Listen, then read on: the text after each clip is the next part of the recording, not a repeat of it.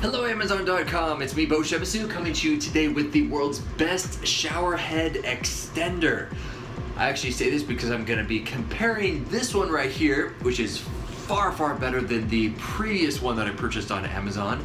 Strangely enough, it had very good ratings. Strange, but anyway, I'm not gonna knock those ratings, but later on at the end of this video, I'm actually gonna go upstairs and show you the bad shower head extender that I would not recommend. This one right here is the one that you want. It's the longest one I could find. It's 16 inches. It comes with fantastic instructions. I kind of laugh when it says apply at least 10 to 15 wraps of Teflon tape, and it comes with Teflon tape right here.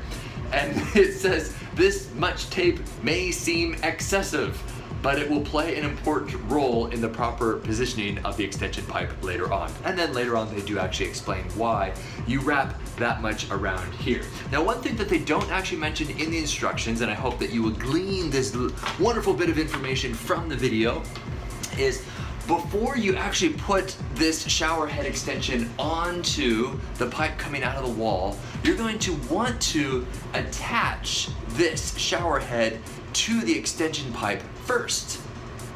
It's much easier to screw this on to this pipe as opposed to screwing this on once the pipe is installed on the wall. You don't want this wiggling around too much, if that makes sense. So get your unit in place and then put it on to this pipe. Does that make sense? As far as leaking, it doesn't leak at all. I'm gonna go ahead and turn it on right there. And you can take a close look. Absolutely watertight around there, as well as up there as well. Now, the other shower head extender that I have is only 11 inches. This is 16. Now, if I were to stand in here, I'm about 6'2", 6'1", and this right here is why are there all these short plumbers out there? And they install all these things at eye level. And so with this guy on here, it then drops it down to about my nose.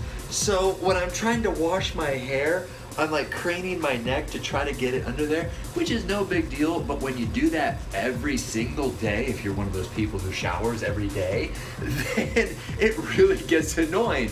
But this, look, it effectively puts it way above my head. And if I get one of those really nice flat rain type shower heads, oh, that's gonna be wonderful. It's gonna come right down on me. But for now, I'm a cheapskate and I'm just gonna repurpose this guy that came with this shower.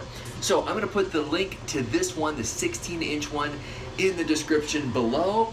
And now let's run on upstairs and I'm gonna show you why I would not recommend the other shower head, and it has something to do with this little turny thing right here. In case you're wondering, this nut, you can screw this independently of this. The one upstairs, it does not have the ability to screw this independently. And so you'll see what I mean upstairs. Let's go take a look. And this is the shower head extender upstairs. First of all, it's shorter. It's only 11 inches. You want the ones as tall as possible. But here, do you recognize this guy right here? This is what we were talking about downstairs. This does not screw independently of the extension rod. You actually have to twist the whole thing. And so you have to put massive amounts of tape on here, and yet still it will leak.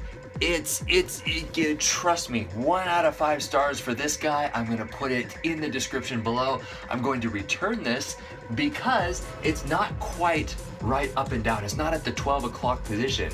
But if I tighten it all the way to ensure that this is watertight, it'll be more crooked.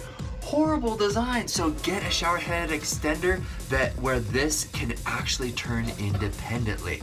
So that is it. Hopefully this is helpful in determining whether or not this shower extender is right for you. Lucy, any other things to say?